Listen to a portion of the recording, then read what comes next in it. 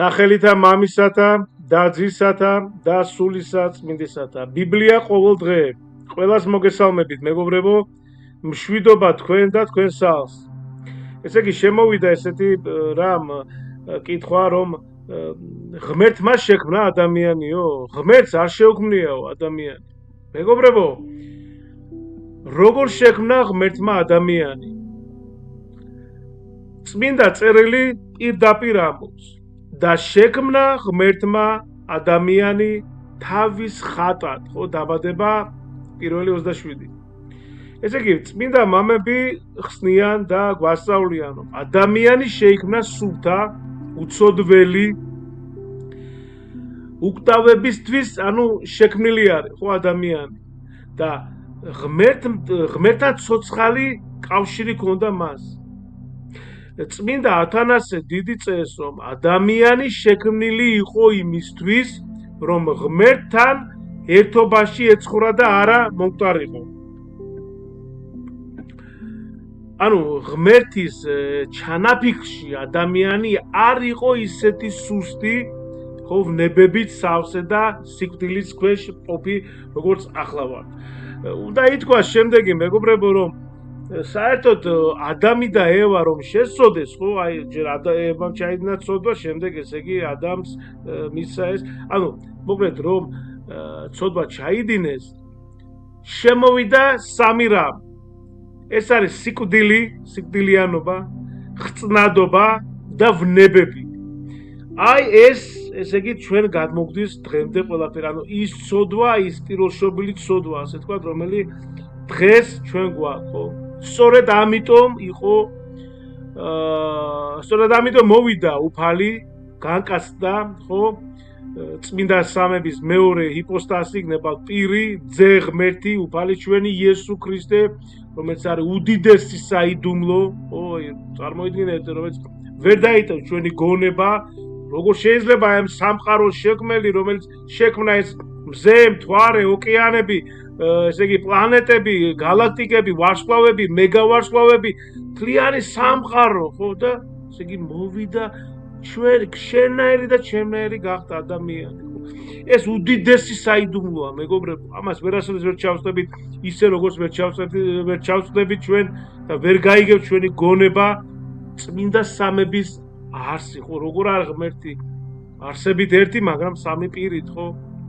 და დაუბრუნდეთ ჩვენ თემას, ეს სამი რამ შემოვიდა და სწორედ ამიტომ მოვიდა ქრისტე, რომ ასე ვთქვათ, ახალი ადამი, რომ განაახლა ჩვენში ეს ყველაფერი და მისი სიკვდილით, რომ ქრისტე ნებაყოფლობით ადის ჯვარზე და მისი სიკვდილით მოკლა სიკვდილი, აი ესე მარტივი ენით რო ვთქვათ, ჯვარზე ის კლავს სიკვდილს და სიკვდილი არ არსებობს.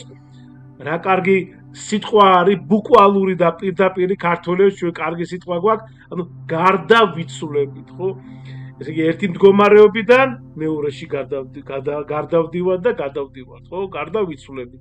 ანუ ადამიანი იბადება იმისთვის, რომ გარდაიცვალოს და გარდაიცვლება იმისთვის, რომ დაიბადოს. ესე იგი ღმერთის ჩანაფიქრში ადამიანი არ იყო, ასე ვთქვათ, სუსტი, ხო? ანუ რა მოხდა მერე? ადამიანი ღმერთმა შექმნა თავისუფალი ნებით, მეგობრებო, ჩვენ გვაქვს დღეს თავისუფალი ნება, ხო, არჩევანი. აი მაგალითად ჩვენ საუბრობთ, ხო? მოდით ესე ვთქვათ ბანალურად ვიტყვი, ხო? აი მე ვზივარ ახლა, ხო, აქა და მე შემილია, მე ვარ ჩემი, ანუ თავისუფალი მე ვარ.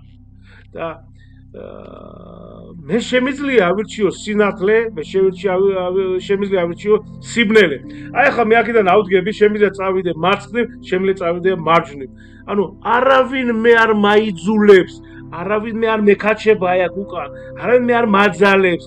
ხშირად ჩვენ ქრისტიანები, მართლმადიდებლები ქრისტიანები ვაბრალებთ, აი ეშმაკმა, აი ესე გააკეთა, ეშმაკი მებრძვის, ეშმაკი, რა ეშმაკი ვერაფერს ვერ გაგიკეთებ შენ თუ არ იზა, იმიტომ რომ ღმერთმა მომცა მე თავისუფლების ნების არჩევანი. რასაც მინდა იმას გავაკეთე. მინდა ესე იგი არ მინდა ხა ცოდვები ესე იგი ჩამოვთვალო, მაგრამ გასაგებია, ხო, ეს მარტივი არის, ესე ვთქვათ. ადამა და ევამ აირჩიეს ღმერთისგან, ანუ ღმერთისგან დამოუკიდებლად ცხოვრება. აი სწორედ ეს არის. ჩვენ როდესაც ამას გავაკეთებთ, დამოუკიდებლად ცხოვრება მომინდა, ანუ მე არ აი მარტივად რომ ვთქვათ, მე არ მინდა ღმერთი. შეგიძლიათ მეგობრებო ბავშვებსაც მოვასმენოთ, იმიტომ რომ უბრალო მარტივენად ვსაუბრობ მე. აი მე არ მინდა ღმერთი, აი იცით რა არის, მე კარგად ვცხოვრობ, ესე იგი მე მაქვს სამსახური, მე მაქვს მანქანა, ბინა, სახლი, ოჯახი, რა ვიცი, ყველაფერი მაქვს და იცით რა მე არ მჭირდება ღმერთი.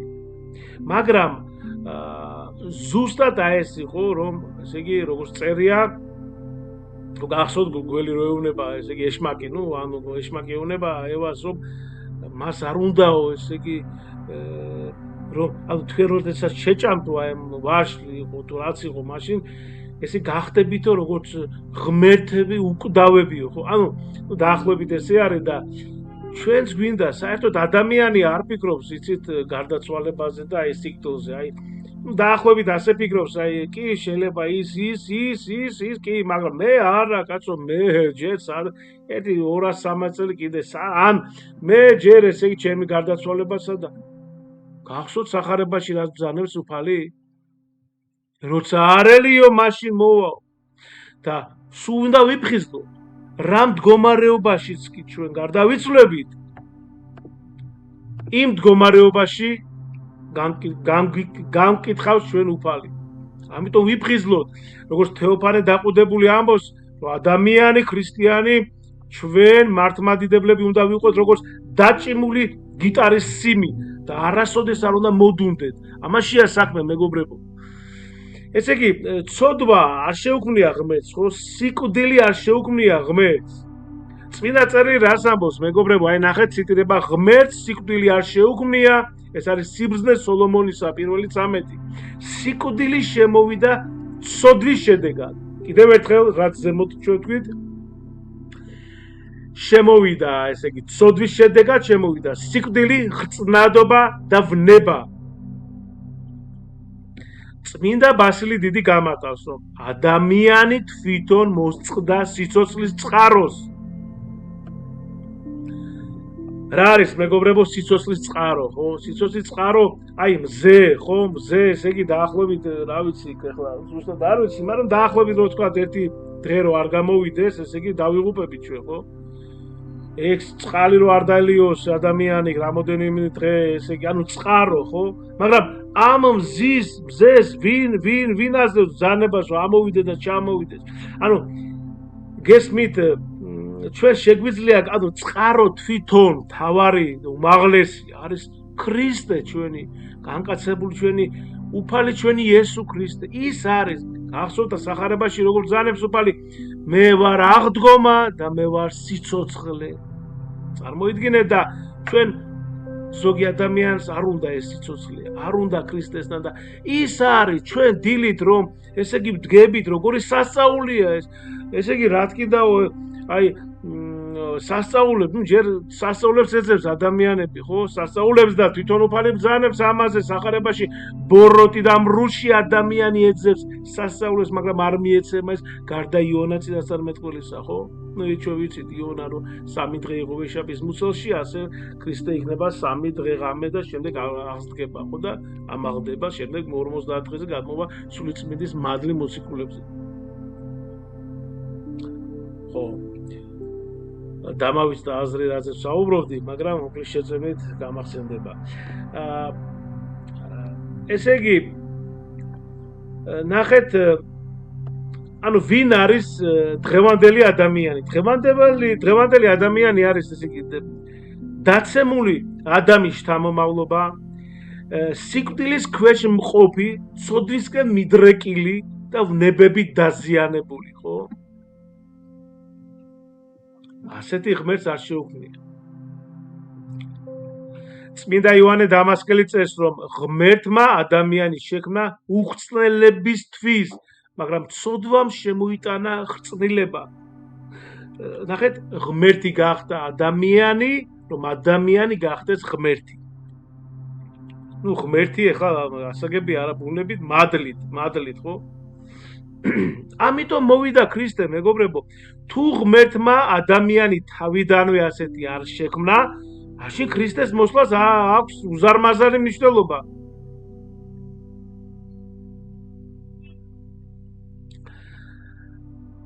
ესე იგი, ნახეთ, ქრისტე მოვიდა აღადგინოს დაცემული ადამიანი, აი ჩვენი ბუნება. გაანადგუროს სიკვდილი, რაც ჩვენ ზემოთ ვისაუბრეთ და დაგვიბრუნოს ის მდგომარეობა, რაც ადამს ჰქონდა და კიდევ მეტიც. გესმით ხო? წმინდა ათანასე დიდი წერს და ამბობს, რომ ღმერთი გახდა ადამიანი, ხო, აი რაც ჩვენ თქვით ზემოთ, ხო? რათა ადამიანი გამხდარიყო ღმერთის, ანუ მადლით, ხო? ანუ ქრისტეში ჩვენ ვუბრუნდებით ნამდვილ ადამიანობას, იმას, რაც ღმერთს თავიდან ჰქონდა ჩაფიქრებული. ასე რომ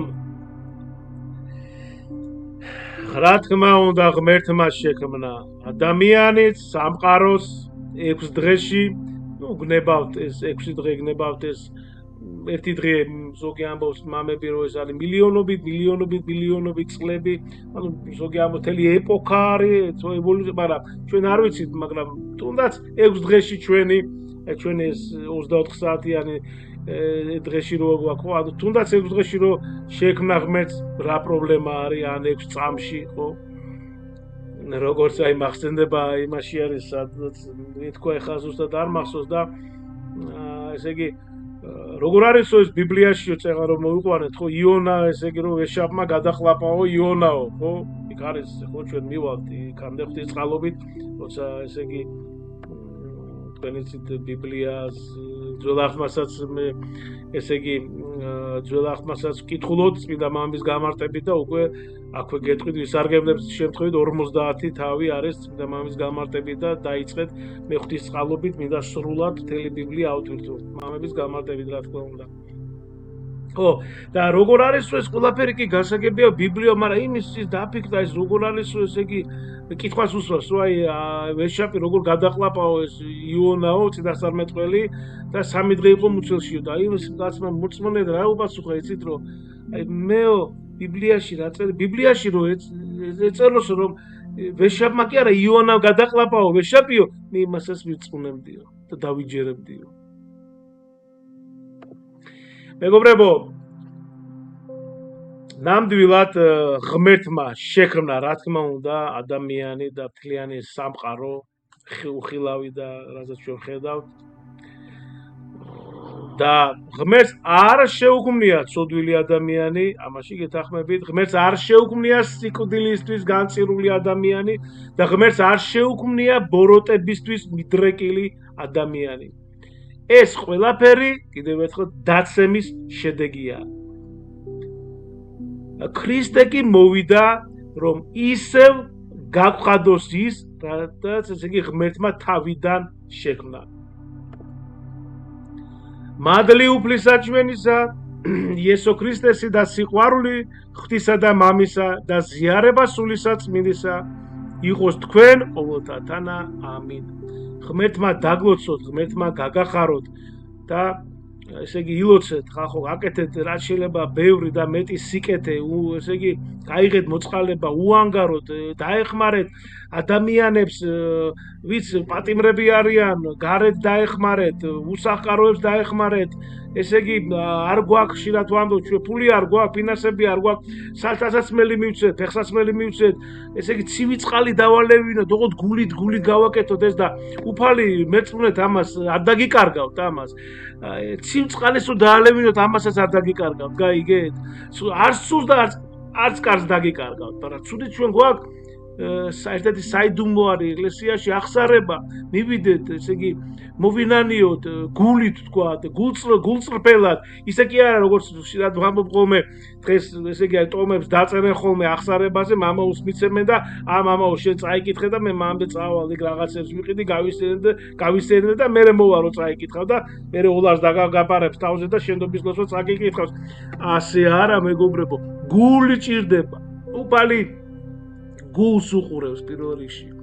გულს და მერე უკვე ეს გარეგნული რა თქმა უნდა აუცილებელია ხაზოსავა აუცილებელია გარეგნული მეტანია ხო და ესე იგი ჩვენი მუხმოდრეკა აი რა კარგი მაგალითი არის ხო ბერი მამა ბერი პაისის ათონელის ხო ესე იგი აი ხა რო გადის ფილმი რამდენ მეტანიას აკეთებს ადამიანი და ესე იგი ადამიანი ფაქტურად ანგელოზია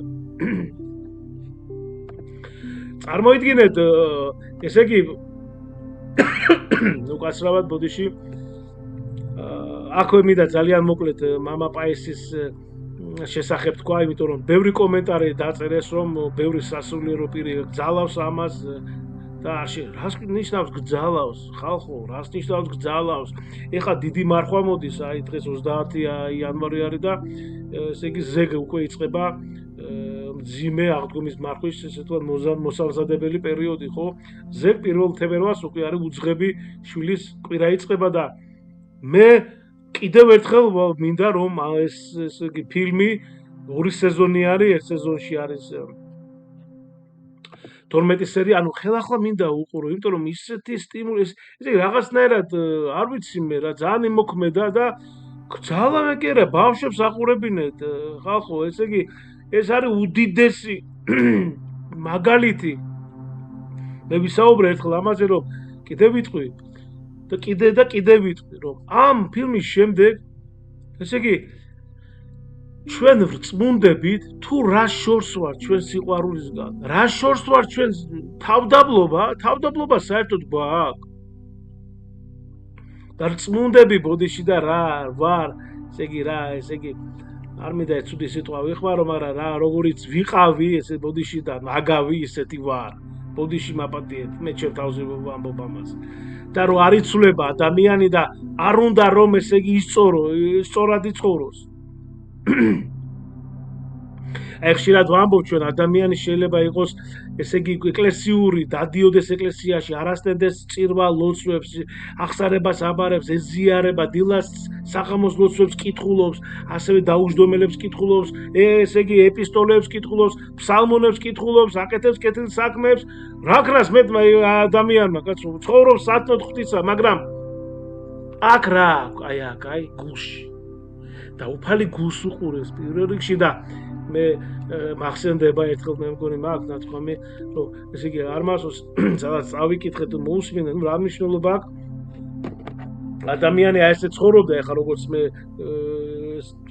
ვთქვი ხო თქვა ეკლესიურად მაგრამ მე შემოვიდა 91 თუ 92 წლის არის და დაჯდა დაუსვა თავს კითხვა დაუსვა კი მაგრამ როდისღა უნდა დავიწყო ქრისტიანულად ცხოვრებაო წარმოიდგინეთ ამაშია საქმე მეგობრებო ჩვენ შეიძლება ყველაფერს ვაკეთებდეთ მაგრამ ის რაც არის თავარი და თავარი რა არის სიყვარული თავდაბლობა ლოცვა აღსარება ზიარება კეთილი საქმეები ამას ვაკეთებთ თუ ვაკეთებთ შეიძლება ისე რა ხანდახან წელიწადში ერთხელ ან ორჯერ როგორც დიდი პატივისცემი და დიდი სიყვარულით მე არავის არ ვაწყენინებ, მაგრამ ზოგი წელიწადში ორჯერ დადის ეკლესიაში შობას და ეს აღდგომას. მოკლედ მეგობრებო, მაპატიეთ ცოტა ემოციებისთვის და მაგრამ ის მინდა გადმოგცე აი რასაც არის ხო და კიდევ დაუბრუნდებით იმიტომ რომ ბევრი კომენტარი არის და კითხვები აუცილებლად მეგობრებო აი დღესვე YouTube-ზე არის პირდაპირ აკრეფეთ მამა პაისი და ესე იგი ამოვარდება ისა პირველი სეზონი დაიწყეთ პირველი სერია და უდიდესი მადლია, უდიდესი სიყვარულია, თავდაბლობა არის. ესე იგი წარმოიდგინეთ მამა პაისი როგორ ესე იგი იყო აი არ ჭამდა ხო არაფერს, ნუ ჭამაზე დავანებოთ თავი, მაგრამ მაინც ესე იგი მარტო ცხოვრობდა ფერშოლა დადიოდა, თავდაბლესი იყო, სიყვარული არის, მთელი ცხოვრება ესე გამდეგა ცხოვრობდა მონასტერში, რა ვიცი, მეტანიებს ათასობით აკეთებდა, ღვთისმშობელი ეცხადებოდა ქრისტე და ესე იგი ესეთი ადამიანი მიდის და დამლოცეო, კურთხევას იღებდა ერისკაცისგან. ნუ იქ მოკლედ ახლა ამაზე აღარ ვისაუბრებ, მაგრამ ძალიან გთხოვთ, აუცილებლად აჩვენეთ ბავშვებს და თქვენს ამ დიდ მარხვაში, როგორც საჭიროა გაძლიერება, ხო, სახარების მოსმენა, ლოცვების გაძლიერება, ასევე შეგიძლიათ იქ რამოდენიმე სერიებს, რომ, ესე იგი მეორე სეზონი არის განსაკუთრებულად იქ, როდესაც უკვე ის იწყებს, ასე ვთქვათ, ბერულ სულიერ მოღვაწეობას და მოკლედ ერთი სიტყვით უყურეთ.